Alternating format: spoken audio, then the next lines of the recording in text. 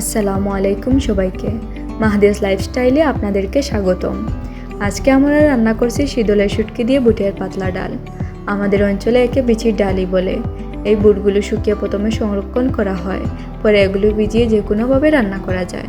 আবার শুকনো শুকনো অবস্থায় ভাজিও করা যায়। বুটের ডালকে প্রথমে আমরা কড়াইয়ে ভাজবো কোনো প্রকার তেল নুন ছাড়াই।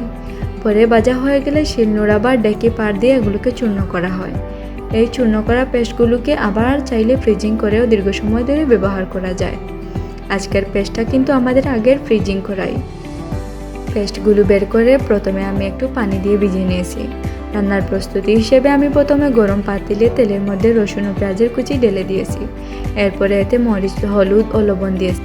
আমি এতে শীতলের শুটকি বা মাছ ও জালের জন্য কাঁচা নাগামরিচ দিয়ে দিয়েছি। একটু পানি দিয়ে সব কিছু জালে রেখেছি। একটু জাল হয়ে এলে এতে আমি বুটের ডালের পেস্টটা ছেড়ে দেব। এর সাথে প্রয়োজন মতো পানিও দিয়ে দেব। এই তো এখন শুধু প্রপারলি জাল হবার বাকি। শেষের দিকে আমি অল্প পরিমাণে টেস্টিং সল্ট অ্যাড করে 15 মিনিটের মধ্যেই আমার এই রান্নাটা হয়ে যাবে। তো আমার এই রেসিপিটা আপনাদের কেমন লেগেছে অবশ্যই কমেন্ট করে জানাবেন। ধন্যবাদ।